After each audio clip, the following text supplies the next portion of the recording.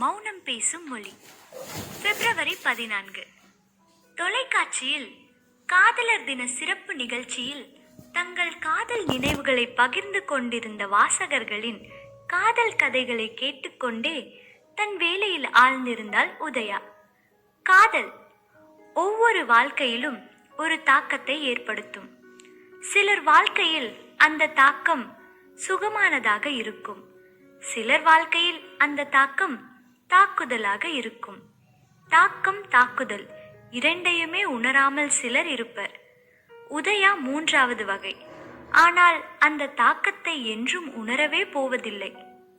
காதல் உணர்வை உணரும் முன்பே காலம் அவள் வாழ்வை முடித்துவிட்டது. கடந்த கால நினைவுகளில் ஆழ்ந்திருந்த அவளை எழுப்பியது தந்தையின் அழைப்பு. உதயா, என்ன யோசித்துக் கொண்டிருக்கிறாய்? உனக்கு பள்ளிக்கு தாமதமாகவில்லையா? ஆமப்பா, இதோ கிளம்பிட்டேன். மாலை சீக்கிரம் வந்துவிடு. ஏன், ஏதாவது வேலை இருக்கா? உன்னை பெண் பார்க்க வருகிறார்கள். அப்பா, உங்ககிட்ட பல முறை சொல்லிவிட்டேன், எனக்கு திருமணம் வேண்டாம் என்று. புரிந்து கொள்ளவே மாட்டீர்களா?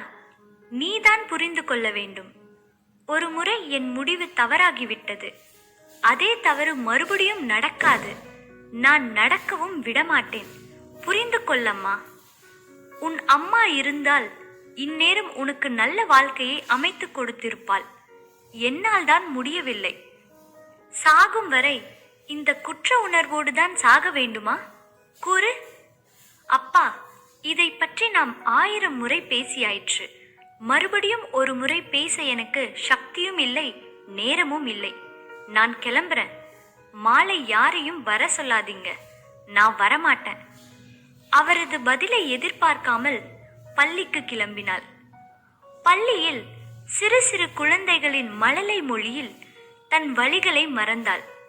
அந்த ஆசிரியர் பணி மட்டுமே அன்றைய நாளில் அவளது அனைத்து வழிகளுக்கும் மருந்தாக இருந்தது. மாலை பள்ளி முடிந்து வீட்டுக்கு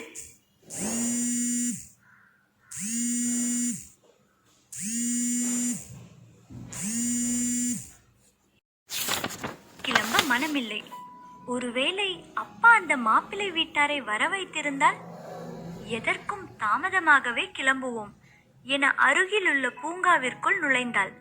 அங்கு நுழைந்ததும் தான் இன்று காதலர் தினம் என்பதே ஞாபகம் வந்தது. காதலர்களின் பரிசு பரிமாற்றம், அன்பு பரிமாற்றம் அனைத்தையும் ஒரு சுவாரஸ்யமான உணர்வோடு பார்த்து கொண்டே இருந்தவளை மீட்டது ஒரு குரல். ஹலோ, இது என்னுடைய இடம், உங்களிடமா? இது பூங்கா. யார் வேண்டுமானாலும் எங்கு வேண்டுமானாலும் இருக்கலாம் தானே? இருக்கலாம். ஆனால் இது என்னுடைய இடம். அது எப்படி உங்களுடைய இடமாகும்? அது அப்படித்தான் என்றபடி அவள் அருகில் அமர்ந்தான். திடீரென ஒரு ஆணின் அருகாமையை உணர்ந்து சட்டென எழுந்தாள். ஏங்க இவ்வளவு பதற்றம்? நான் என்ன பேயா? மனிதன்தான். சும்மா பயப்படாம உட்காருங்கள். நான் உங்களை எதுவும் செய்ய மாட்டேன். உங்களிடம் தானே, நீங்கள் இருங்கள். சரி விடுங்கள். நான் பிரவீன். இங்க பக்கத்துல டிராவல்ஸ் வச்சிருக்கேன், ஓட்டுநர் கூட. என்னங்க எதுவுமே பேசாம இருக்கீங்க? என்ன பேசுவது? உங்களை பற்றி சொல்லுங்கள். என்னை பற்றி முன்பின் தெரியாத ஆட்களிடம் பேசுவது இல்லை. நான் முன்பின் தெரியாத நபரா? அப்புறம் நீங்க என்ன என்னுடைய உயிர் தோழனா? உயிர் தோழன் என்று சொல்ல முடியாது. உங்கள் உயிராக விரும்பும் ஒரு தோழன் என்று சொல்லலாம். என்னது? ஒன்றுமில்லை. சரி, நான் வருகிறேன். மறுபடியும் எப்போது பார்க்கலாம்? எதற்கு? என்னங்க, எல்லாவற்றிற்கும் காரணம் வேண்டுமா? காரணம் இல்லாமல் இந்த உலகத்தில் எதுவுமே நடக்கிறது இல்லைங்க. அப்பாடா, இப்போதாங்க நீங்க சரியா பேசுறீங்க. என்ன? எல்லாவற்றிற்கும் காரணம் இருக்கும் அப்படின்னா நம்முடைய இந்த சந்திப்பின் பின் ஏதேனும் காரணம் இருக்கும், அப்படிதானே? என்ன காரணம்? நம் வாழ்நாள் பயணத்தின் ஆரம்ப புள்ளியாக இருக்குமோ? வாழ்நாள் பயணமா? நாம் சந்தித்து முழுமையாக 1/2 மணி நேரம் கூட ஆகவில்லை. எந்த தைரியத்தில் இப்படியெல்லாம் பேச தோன்றுகிறது? இல்லை, என்னை பற்றி என்ன தெரியும் உங்களுக்கு? நான் நேரடியாக விஷயத்திற்கு வரேன்.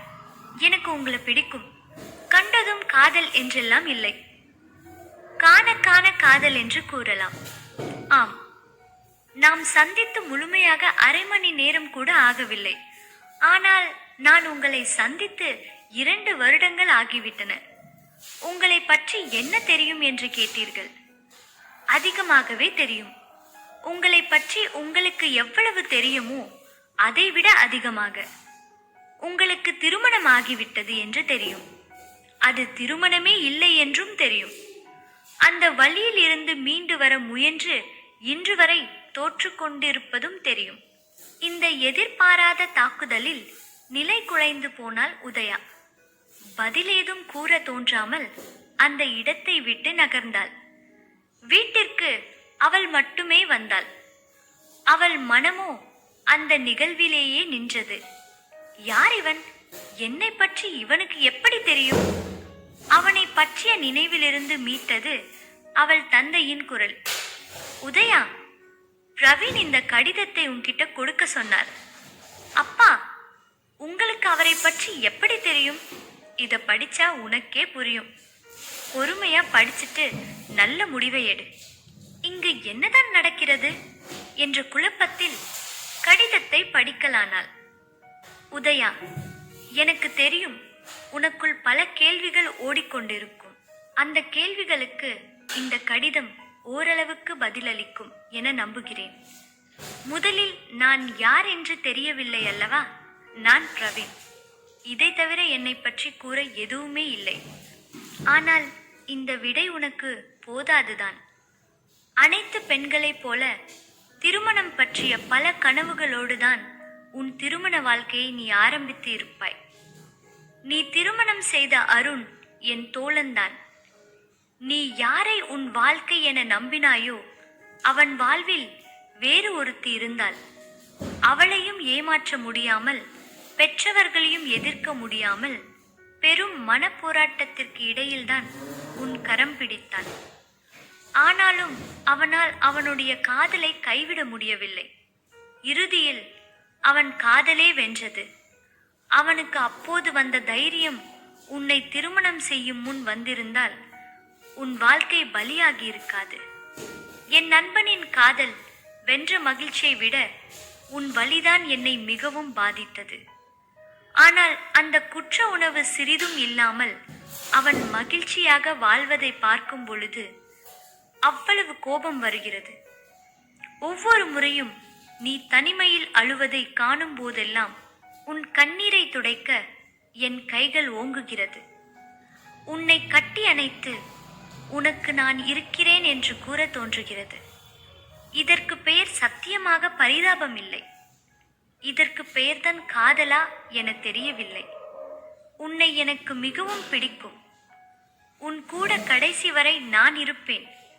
உனக்காக நான் இருப்பேன். உன் தோழனாக, உன் துணையாக, உனக்கு அனைத்துமாக நான் இருப்பேன். எந்த நிலையிலும் உன்னை யாரும் காயப்படுத்த விடமாட்டேன். உன் காயத்தின் மருந்தாக, உன் துணையாக கடைசி வரை உன்னோடு வர விரும்புகிறேன். என்னை ஏற்பாயா?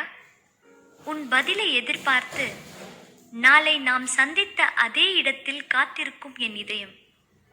மறுநாள் அந்த பூங்காவை கடந்து செல்லும் போது அவனது வார்த்தைகள் முன் வந்து போனது. அவளையும் அறியாமல் அவள் கால்கள் பூங்காவை நோக்கி நகர்ந்தன. அவன் இருப்பானா? அப்படியே இருந்தாலும் நான் என்ன பதில் சொல்வேன்? எதையும் உணராதவளாக அவனை நோக்கி சென்றாள். அவனை கண்டதும் அவள் உணர்வுகளுக்கு கண்ணீர் மட்டுமே விடையாக இருந்தது. மௌனத்தின் மொழிக்கு மொழிபெயர்ப்பு தேவையோ?